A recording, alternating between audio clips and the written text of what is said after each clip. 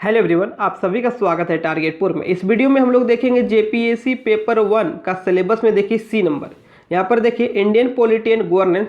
इसमें देखिए क्या क्या पढ़ना है। भारत का संविधान 4 क्वेश्चन पूछेगा। Public administration and good governance, लोक प्रशासन एवं सुशासन 4 क्वेश्चन। और देखिए विकेंद्रीकरण, पंचायत एवं नगर पालिका, यहाँ से 2 क्वेश्चन पूछेगा। तो ऊपर वाला जो 2 टॉपिक है इसका जो सिलेबस है काफ़ी बड़ा है, तो इसे हम कवर नहीं करते हुए डायरेक्ट 3 नंबर देखते हैं। पंचायत एवं नगर पालिका, यहाँ से 2 क्वेश्चन पूछा जाएगा और उतना बड़ा टॉपिक ये नहीं है। इससे पहले देखिए विविध में हम लोग काफ़ी कुछ देख चुके हैं। मानवाधिकार पढ़ लिए, पर्यावरण सुरक्षा, जैव विविधता, जलवायु परिवर्तन पढ़ लिए, नगरीकरण, खेल, आपदा प्रबंधन, गरीबी बेरोजगारी। उसके बाद देखिए पुरस्कार सम्मान, संयुक्त राष्ट्र संघ तथा अन्य अंतर्राष्ट्रीय अभिकरण को पढ़ चुका है। यदि इन सब का वीडियो यदि आप नहीं देखें, इन सब का वीडियो आप नहीं देखें तो लिंक डिस्क्रिप्शन में मिल जाएगा, आप तो प्ले लिस्ट में जाकर चेक कर सकते हैं। और इसका नोट्स लेने के लिए, विविध और एग्रीकल्चर का नोट्स लेने के लिए देखिए विविध से 15 क्वेश्चन आएगा और एग्रीकल्चर से 6 क्वेश्चन, 21 क्वेश्चन का नोट्स लेने के लिए आप लोग डिस्क्रिप्शन में व्हाट्सअप नंबर दिया गया, उस व्हाट्सअप नंबर पर आप कांटेक्ट कर सकते हैं। और साथ में पेपर 2 का complete notes, test series, practice set के लिए उसी नंबर पर आप लोग संपर्क कर सकते हैं। आप सभी को बता देना चाहते हैं, प्रत्येक संडे सुबह 7 बजे से जेपीएससी पेपर 2 झारखंड जीके, जहां से 100 क्वेश्चन रहेगा एग्जाम में, तो जेपीएससी पेपर 2 का टेस्ट प्रत्येक संडे सुबह 7 बजे से आयोजन होता है। यदि आप इस टेस्ट में भाग लेना चाहते हैं तो देखिए व्हाट्सअप नंबर हम स्क्रीन पर लिख दे रहे हैं, या तो आप लोग डिस्क्रिप्शन देख सकते हैं, 9631926220 पर संपर्क कर सकते हैं। इस व्हाट्सअप नंबर पर आप लोग जेपीएससी पेपर 2 टेस्ट लिखकर आप लोग मैसेज कीजिए और जानकारी प्राप्त कर सकते हैं। 9631926220। आज टेस्ट नंबर 14 है, आज टेस्ट नंबर 14 है। यदि किसी को पूरा जितने भी टेस्ट हो चुके हैं 14 टेस्ट का पीडीएफ किसी को चाहिए तो इसी नंबर पर आप लोग संपर्क कर सकते हैं। तो लेट नहीं करते हुए शुरू करते आज का टॉपिक। हम लोग को पढ़ना है पंचायत और नगर पालिका। पार्ट 1 में देखेंगे पंचायत और पार्ट 2 में देखेंगे नगर पालिका। 2 वीडियो में इस टॉपिक को हम लोग कवर कर लेंगे। तो बात करते हैं कि आखिर जरूरत क्यों पड़ी पंचायती राज का। देखिए पंचायती राज का उद्देश्य क्या है, तो पंचायती राज का उद्देश्य सत्ता का विकेंद्रीकरण, पावर का डिस्ट्रीब्यूशन, पावर का बंटवारा। देखिए केंद्र से बंटवारा हुआ राज्य में और राज्य से बंटवारा हुआ ग्राम में। तो पावर का जो डिस्ट्रीब्यूशन है, सत्ता का विकेंद्रीकरण ही इसका मूल उद्देश्य है। पंचायती राज का मूल उद्देश्य क्या है? पावर का डिस्ट्रीब्यूशन, पावर का बंटवारा, सत्ता का विकेंद्रीकरण। देखिए यहाँ पर क्या लिखा गया, सत्ता का विकेंद्रीकरण। यदि वी को काट देते हैं तो बच जाता है सत्ता का केंद्रीकरण, जिसका अर्थ होता है कि समस्त पावर किसी एक में समाहित होना। तो ऐसे में लोकतंत्र न रहकर राजतंत्र हो जाएगा। इसलिए पंचायती राज व्यवस्था का मूल उद्देश्य क्या है? सत्ता का विकेंद्रीकरण। चलिए आगे देखिए संविधान के अनुच्छेद 40 में पंचायती राज व्यवस्था का वर्णन किया गया है। याद रखिएगा, संविधान के अनुच्छेद 40 में नीति निर्देशक तत्व के अंतर्गत आता है। संविधान के अनुच्छेद 40 में पंचायती राज व्यवस्था का वर्णन किया गया है। और देखिए स्थानीय स्वशासन से संबंधित कई समितियों को बनाया गया। पंचायती राज व्यवस्था भारत में किस प्रकार लागू हुई उसके संबंधित बहुत सारे समितियां, बहुत सारे कमेटी बनी। तो सबसे पहले बात करते हैं हम लोग बलवंत राय मेहता समिति। देखिए बलवंत राय मेहता समिति कब आया? 1957। डायरेक्ट क्वेश्चन पूछ लिया जाता है, बलवंत राय मेहता समिति का गठन कब किया गया? तो याद रखिएगा 1957 को। और इस समिति को ग्रामोद्वार समिति कहा जाता है। इस समिति को ग्रामोद्वार समिति भी कहा जाता है। देखिए इस समिति ने त्रिस्तरीय पंचायत की वकालत की। इस समिति ने त्रिस्तरीय पंचायत की वकालत की। देखिए ग्राम स्तर पर ग्राम पंचायत का व्यवस्था किया गया। ग्राम स्तर पर ग्राम पंचायत का व्यवस्था करने के लिए कहा गया। और प्रखंड स्तर पर देखिए, प्रखंड स्तर पर पंचायत समिति का गठन करने के लिए कहा गया। और जिला स्तर पर जिला परिषद। देखिए बलवंत राय मेहता समिति ने त्रिस्तरीय पंचायत का गठन करने का सुझाव दिया। ग्राम स्तर पर ग्राम पंचायत, प्रखंड स्तर पर पंचायत समिति, याद रखिएगा प्रखंड स्तर पर पंचायत समिति, और जिला स्तर पर जिला परिषद का गठन करने का सुझाव दिया। और देखिए बलवंत राम मेहता समिति को पंचायती राज व्यवस्था का वास्तुकार या शिल्पीकार कहा जाता है। बलवंत राय मेहता समिति को पंचायती राज व्यवस्था का वास्तुकार या शिल्पीकार कहा जाता है। आप लोग को याद कैसे रहेगा कि कौन सी समिति ने त्रिस्तरीय पंचायत का गठन करने का सुझाव दिया? तो देखिए बलवंत एक शब्द है राय, बलवंत राय मेहता, 3 शब्द है तो आप लोग याद रखिएगा 3 से त्रिस्तरीय पंचायत का गठन करने का सुझाव कौन सी समिति ने दिया? तो बलवंत राय मेहता समिति ने दिया। चलिए आगे देख लेते हैं। देखिए त्रिस्तरीय तो बलवंत राय मेहता ने सुझाव दिया, लेकिन सरकार तुरंत नहीं मानी। सरकार ने क्या किया कि प्रायोगिक स्तर पर सर्वप्रथम पंचायती राज व्यवस्था कहाँ लागू किया गया, मतलब जांच किया गया आंध्र प्रदेश में। देखिए आंध्र प्रदेश 1958 में जांच किया गया कि जो त्रिस्तरीय पंचायत का सुझाव बलवंत राय मेहता समिति का है यह सही ढंग से काम करता है कि नहीं करता है, आगे चल के फेल्योर तो नहीं हो जाएगा। एक जांच के लिए देखिए 1958 में आंध्र प्रदेश में पहली बार प्रायोगिक स्तर पर सर्वप्रथम पंचायती राज व्यवस्था लागू किया गया। कहाँ लागू किया गया? आंध्र प्रदेश में। इसी क्वेश्चन में बहुत सारे स्टूडेंट, लगभग 90% स्टूडेंट राजस्थान का नागौर जिला टिक करके आ जाएंगे। राजस्थान का नागौर जिला आगे पढ़ाएंगे कि राजस्थान का नागौर जिला क्या है, नहीं है, सब कुछ पढ़ाएंगे। आप लोग इस वीडियो को एक एक पॉइंट को ध्यान से देखिए, हो सकता तो ज़्यादा से ज़्यादा शेयर कीजिए। चलिए आगे देखते हैं। देखिए प्रथम ग्राम पंचायत का शुरुआत 2 अक्टूबर 1959 को राजस्थान के नागौर जिला में किया गया। अब देखिए जांच में सही पाया गया कि सरकार ने देख लिया कि हाँ पंचायत बलवंत राय मेहता समिति के द्वारा जो सुझाव दिया गया सही में एकदम परफेक्ट काम कर रहा है। तो अब क्या किया गया? सर्वप्रथम राजस्थान जिला में 2 अक्टूबर महात्मा गांधी के जन्मदिन के अवसर पर 1959 में राजस्थान के नागौर जिला में पंचायत का गठन किया गया। सर्वप्रथम पंचायत का शुरुआत किया गया। बहुत बार रिपीट किया हुआ क्वेश्चन है। यदि यह क्वेश्चन पीसीएस में पूछ लिया जाता है प्रायोगिक स्तर पर तो याद रखिएगा आंध्र प्रदेश। और सर्वप्रथम किस राज्य में पंचायत का गठन किया गया? तो याद रखिएगा राजस्थान। राजस्थान का कौन सा जिला? नागौर जिला। चलिए आगे देखते हैं। देखिए उसके बाद 1959 में आंध्र प्रदेश पूरी तरह से आंध्र प्रदेश में, असम, तमिलनाडु, कर्नाटक में 1960 में और महाराष्ट्र में 1962 में पंचायती राज का गठन किया गया। उसके बाद देखिए आगे इन्होंने क्या कहा? अशोक मेहता समिति के द्वारा कहा गया कि जिला स्तर पर, देखिए जिला स्तर पर जिला पंचायत और मंडल स्तर पर ग्राम स्तर पर मंडल पंचायत का व्यवस्था किया जाना चाहिए। जिला स्तर पर जिला पंचायत और मंडल ग्राम, क्या बोला गया कि जिला स्तर पर जिला पंचायत का गठन किया जाए और ग्राम स्तर पर मंडल पंचायत। जिला स्तर पर जिला पंचायत और ग्राम स्तर पर मंडल पंचायत का व्यवस्था की जानी चाहिए। किसका कहना था? अशोक मेहता समिति। कब आया? 1977 को। बलवंत मेहता कब आया? 1957 को। एक एक पॉइंट को आप लोग को याद रखना है। चलिए आगे देखते हैं।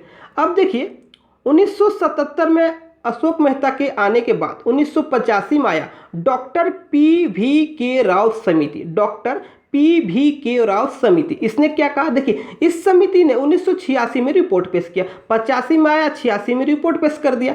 राज्य स्तर पर राज्य विकास परिषद, इसने क्या कहा कि राज्य स्तर पर राज्य विकास परिषद, जिला स्तर पर जिला परिषद, मंडल स्तर पर मंडल पंचायत और ग्राम स्तर पर ग्राम सभा का व्यवस्था होनी चाहिए। देखिए बलवंत राय आया 3 स्तरीय लेके, अशोक मेहता आया 2, अब ये कदम आगे निकल के आया डॉक्टर पी.वी. के. राव, ये 4 स्तरीय 4 स्टेज में पंचायत का गठन करने का सुझाव किस समिति ने दिया? तो आप लोग याद रखिएगा डॉक्टर पी.वी. के. राव समिति 1985। डॉक्टर पी.वी. के. राव समिति 1985 ने 4 स्तरीय पंचायत का गठन करने का सुझाव दिया। 4 स्तरीय, बलवंत राय आया 3 स्तरीय लेकर, अशोक मेहता आया 2 स्तर पर और देखिए एक कदम आगे निकल के आया डॉक्टर पी.वी. के. राव समिति 1985 4 स्तर पर। 4 स्तर कौन है? फिर से देख लीजिए। इस समिति ने 1986 में रिपोर्ट पेश किया। जिला राज्य स्तर पर राज्य विकास परिषद, जिला स्तर पर जिला परिषद, मंडल स्तर पर मंडल पंचायत और ग्राम स्तर पर ग्राम सभा की व्यवस्था की जानी चाहिए। किसका कहना था? डॉक्टर पी.वी. के. राव समिति 1985। चलिए आगे देख लेते हैं। देखिए समिति ने, डॉक्टर पी.वी. के. राव समिति ने नियमित चुनाव और SC/ST महिलाओं को आरक्षण देने की सिफारिश किया। SC/ST महिलाओं को आरक्षण देने का सिफारिश किया। आप लोग एक चीज ध्यान रखिएगा, सरकार को न तो अशोक मेहता का सुझाव पसंद आया और न ही डॉक्टर पी.वी. के. राव समिति का सुझाव पसंद आया। सरकार का साफ कहना था कि पहले से त्रिस्तरीय बहुत अच्छा काम कर रहा है, बलवंत राय मेहता समिति का जो पंचायत का गठन किया गया उसी के अकॉर्डिंग अभी तक चलना चाहिए। दोनों समिति का सुझाव सरकार ने निरस्त कर दिया था। आगे देखते हैं। देखिए अब आया डॉक्टर L.M. सिंघवी समिति 1986। अब आया डॉक्टर L.M. सिंघवी समिति 1986। सरकार ने अभी तक अशोक मेहता को रिजेक्ट कर दिया। उसके बाद आया डॉक्टर PV राव समिति, इसे भी रिजेक्ट कर दिया। लेकिन अब आया डॉक्टर LM सिंघवी समिति 1986। इसने क्या कहा, देखिए इसने सर्वप्रथम पहली बार पंचायत को संवैधानिक मान्यता की बात कही। इसने पहली बार पंचायत को संवैधानिक मान्यता प्रदान की जाने की बात कही। तो किसने कहा, LM सिंघवी समिति 1986 ने। बहुत बार क्वेश्चन रिपीट करता है, किस समिति ने पहली बार पंचायत को संवैधानिक मान्यता दिलाने की बात कही, तो याद रखिएगा डॉक्टर LM सिंघवी समिति 1986। न्याय पंचायत और ग्राम न्यायालय की स्थापना, इन्होंने क्या कहा कि ग्राम पंचायत एवं ग्राम न्यायालय की स्थापना किया जाए। बहुत सारा छोटा छोटा लड़ाई झगड़ा गांव में होते रहता है, तो क्या सभी लड़ाई झगड़ा तो सभी विवाद कोर्ट ले जाना उचित है? नहीं, इसलिए ग्राम न्यायालय की व्यवस्था की जानी चाहिए। किसने कहा, डॉक्टर LM सिंघवी समिति 1986। अब सरकार को थोड़ा थोड़ा बात समझ में आने लगी कि इसमें जो बोल रहा है सिंघवी समिति ने, इसकी बात में दम है। ग्राम न्यायालय की स्थापना किया जाना चाहिए और संवैधानिक मान्यता प्रदान किया जाना चाहिए। किसको, पंचायती राज को। तो दो बात तो सरकार को पसंद आ गई। तीसरा देखिए, नियमित चुनाव।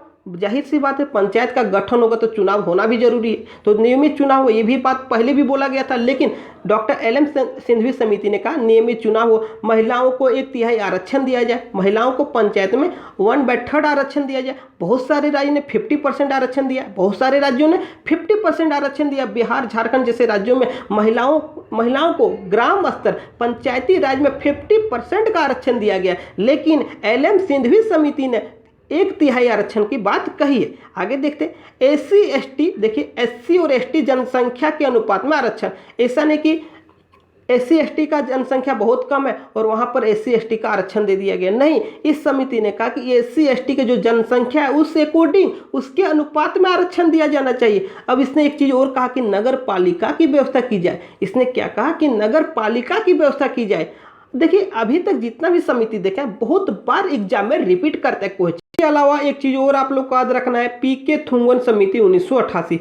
PK थुंगन समिति 1988 अधिक क्वेश्चन पूछ दे कि निम्न में कौन सा समिति पंचायती राज से संबंधित नहीं है। तो जितने सारे समिति अभी पढ़े हैं आप लोग सभी को याद रखना जरूरी है। चलिए अब आगे देखते हैं कि इस पंचायत को संवैधानिक दर्जा प्रदान करने का जो प्रक्रिया है 1989 से शुरू हुआ। पंचायत को संवैधानिक दर्जा प्राप्त करने की जो प्रक्रिया है 1989 से शुरू हुआ। और सर्वप्रथम कौन से प्रधानमंत्री, याद रखिएगा राजीव गांधी ने, सर्वप्रथम राजीव गांधी ने पंचायत को संवैधानिक मान्यता प्रदान करने की पहल की। देखिए राजीव गांधी ने लोकसभा में 64वें संविधान संशोधन प्रस्तुत किया और पारित भी हो गया, परंतु राज्यसभा में नामंजूर हो गया। याद रखिएगा लोकसभा में राजीव गांधी के द्वारा 64वें संविधान संशोधन लाया गया, तो लोकसभा में तो पारित हो गया लेकिन राज्यसभा में नामंजूर हो गया। अब देखिए आगे, राजीव गांधी के बाद PV नरसिम्हा राव का सरकार आई। PV नरसिम्हा राव और 73वां संविधान संशोधन विधेयक लाया गया। PV नरसिम्हा राव के कार्यकाल में 73वां संविधान संशोधन विधेयक लाया गया। बहुत ही महत्वपूर्ण है और कई बार एग्जाम में यहाँ से क्वेश्चन रिपीट करता है, इसलिए एक एक पॉइंट को ध्यान से देखिएगा। चलिए आगे देखते हैं। लोकसभा में देखिए, लोकसभा में जो 73वां संविधान संशोधन 22 दिसंबर को पारित हो गया और राज्यसभा में 23 दिसंबर को, एक दिन के बाद राज्यसभा में। उसके बाद देखिए 17 राज्य की विधानसभाओं में भी पारित हो गया, 17 राज्यों की विधानसभाओं में भी पारित हो गया। देखिए 20 अप्रैल 1993 को राष्ट्रपति के द्वारा अनुमोदित किया गया। 20 अप्रैल 1993 को राष्ट्रपति के द्वारा अनुमोदित किया गया। तो 73वां संविधान संशोधन देखिए 22 दिसंबर को लोकसभा में, 23 दिसंबर को राज्यसभा में, 17 राज्यों की विधानसभा में पास हो गया और 20 अप्रैल 1993 को राष्ट्रपति के द्वारा अनुमोदित किया गया। चलिए आगे देखते हैं। देखिए 73वां संविधान संशोधन पूरे देश में लागू हो गया। राष्ट्रपति के सिग्नेचर के बाद 73वां संविधान संशोधन पूरे देश में लागू हो गया। अब देखते हैं कि 73वां संविधान संशोधन में क्या इंपॉर्टेंट है जो एग्जाम में आने की संभावना है। देखिए 73वां संविधान संशोधन में, देखिए 73वां संविधान संशोधन संविधान के भाग 9 में जोड़ा गया। संविधान के भाग 9 में जोड़ा गया और 11वीं अनुसूची के तहत इसमें 29 विषय रखे गए। संविधान के भाग 9 में जोड़ा गया और 11वीं अनुसूची के तहत 29 विषय को रखे गए। 16 नए अनुच्छेद संविधान में जोड़े गए। 73वां संविधान संशोधन के तहत संविधान में कुल 16 नए अनुच्छेद को ऐड किया गया। भी अनुच्छेद को याद रखना उतना जरूरी नहीं है, कुछ इंपॉर्टेंट है उसे हम लिख दिए, आप लोग याद रखिएगा। देखिए अनुच्छेद 243 से लेकर 243 के ओ तक, अनुच्छेद 243 243 से लेकर 243 ओ तक। चलिए आगे देख लेते हैं। पंचायती राज दिवस कब मनाया जाता है, आप लोग याद रखिएगा 24 अप्रैल को। पंचायती राज दिवस कब मनाया जाता है, 24 अप्रैल को। अधिक क्वेश्चन पूछे कि संवैधानिक दर्जा प्राप्त होने के बाद, संवैधानिक दर्जा प्राप्त होने के बाद पंचायती राज को लागू करने वाला पहला राज्य कौन है, तो याद रखिएगा कौन है, आंध्र प्रदेश। देखिए अधिक क्वेश्चन आए कि संवैधानिक मान्यता प्राप्त होने के बाद पंचायती राज लागू करने वाला कौन सा राज्य है, तो याद रखिएगा आंध्र प्रदेश। संवैधानिक मान्यता प्राप्त होने के बाद पंचायती राज लागू करने वाला कौन सा राज्य है, आंध्र प्रदेश। पहली बार चुनाव आंध्र प्रदेश में हुआ 1994 में। देखिए अब कुछ अनुच्छेद को हम लोग देख लेते हैं। अनुच्छेद 243 में क्या है, परिभाषा। क्या है, परिभाषा है। 243 का ये में क्या है, ग्राम सभा। 243 का ये में ग्राम सभा का बात कही गई है। 243 के बी में देखिए पंचायत के संविधान, पंचायत के संविधान की बात 243 के बी में कहा गया। 243 के सी में देखिए पंचायत का गठन का उल्लेख है। 243 के सी में पंचायतों का गठन का उल्लेख है और 243 के डी में सीटों का आरक्षण से संबंधित बात कही गई है। इसमें देखिए 243 के ई में देखिए पंचायतों के कार्यकाल और 243 के एफ में देखिए सदस्यों के योग्यता के बारे में बताया गया। तो जितने भी यहाँ पर आप लोग देखें अनुच्छेद, सभी अनुच्छेद आप लोग याद कर लीजिएगा क्योंकि अक्सर एग्जाम में क्वेश्चन यहाँ से पूछा जाता है। फिर से एक बार देख लेते हैं। अनुच्छेद 243 में परिभाषा, 243 के ए में ग्राम सभा, 243 के बी में पंचायत के संविधान, 243 के सी में पंचायतों का गठन, 243 के डी में सीटों का आरक्षण, 243 के ई में पंचायतों के कार्यकाल और 243 के एफ में देखिए सदस्यों के योग्यता के बारे में बताया गया। चलिए आगे देख लेते हैं। देखिए 243 के के में एक रह गया। 243 के के में देखिए पंचायत के चुनाव, देखिए पंचायतों का चुनाव का वर्णन किया गया 243 के में। 243 के देखिए 243 के में पंचायतों का चुनाव का वर्णन किया गया। आगे देखिए, आगे देखते हैं विभिन्न राज्यों में पंचायती राज। विभिन्न राज्यों में पंचायती राज, मेघालय मिजोरम नागालैंड में पंचायत नहीं, याद रखिएगा मेघालय मिजोरम नागालैंड में पंचायत नहीं है। वहाँ जनजातियों की अधिकता है जिसके कारण यहाँ जनजातीय परिषद है। क्या है, जनजातीय परिषद। केवल एक स्तरीय ग्राम पंचायत कहाँ है, केरल, त्रिपुरा, मणिपुर, सिक्किम में एक स्तरीय। बलवंत राम मेहता ने क्या कहा, 3 स्तरीय, लेकिन अपवाद में याद रखिएगा एक स्तरीय ग्राम पंचायत केरल में है, त्रिपुरा में है, मणिपुर में है और सिक्किम में है। चलिए आगे देखते हैं। द्विस्तरीय देखिए कहाँ कहाँ है, द्विस्तरीय पंचायत का गठन देखिए असम, ओडिशा, मध्य प्रदेश, हरियाणा में किया गया। असम, ओडिशा, मध्य प्रदेश और हरियाणा में द्विस्तरीय। और देखिए त्रिस्तरीय, देश के मैक्सिमम राज्यों में त्रिस्तरीय पंचायत का गठन किया गया। ग्राम पंचायत, पंचायत समिति, जिला परिषद। ग्राम पंचायत, पंचायत समिति, जिला परिषद। बिहार, महाराष्ट्र, गुजरात, तमिलनाडु, राजस्थान, झारखंड आदि राज्यों में त्रिस्तरीय पंचायत की व्यवस्था की गई। अब देखिए देश का एकमात्र राज्य जहां 4 स्तर पर पंचायत का गठन किया गया। देश का एकमात्र राज्य कौन है, पश्चिम बंगाल। देश का एकमात्र राज्य कौन है, पश्चिम बंगाल, जिसने 4 स्तर पर पंचायत का गठन किया गया। ग्राम पंचायत, अंचल पंचायत, आंचलिक पंचायत और जिला परिषद। याद रखिएगा कौन सा राज्य, बंगाल। 4 स्तरों में पंचायत का गठन किया गया, ग्राम पंचायत, अंचल पंचायत, आंचलिक पंचायत और जिला परिषद। चलिए आगे देखते हैं। पंचायत का गठन एवं संरचना, पंचायत का गठन एवं संरचना। ग्राम स्तर पर देखिए मुखिया होता है या प्रधान होता है, ब्लॉक स्तर पर देखिए पंचायत समिति प्रमुख होता है और जिला स्तर पर जिला परिषद होता है। किसके, चलिए आगे देखते हैं। योग्यता देख लेते हैं। तो योग्यता देखिए ग्राम पंचायत में कोई भी पद के लिए न्यूनतम 21 वर्ष आयु होना चाहिए। कितना होना चाहिए, 21 वर्ष। कार्यकाल देखिए 5 ईयर, कार्यकाल कितना होता है, 5 साल। आगे देखते हैं चुनाव कौन कराता है, राज्य निर्वाचन आयोग। चुनाव कौन करवाता है, राज्य निर्वाचन आयोग। पंचायत भंग होने पर देखिए, पंचायत यदि भंग हो गया तो 6 महीने के अंदर चुनाव कराना अनिवार्य है। 6 माह के अंदर चुनाव करवाना अनिवार्य है। यदि किसी राज्य में 20 लाख से कम जनसंख्या है तो देखिए, यदि किसी राज्य में 20 लाख से कम जनसंख्या है तो केवल गांव और जिला स्तर पर पंचायत का गठन होगा।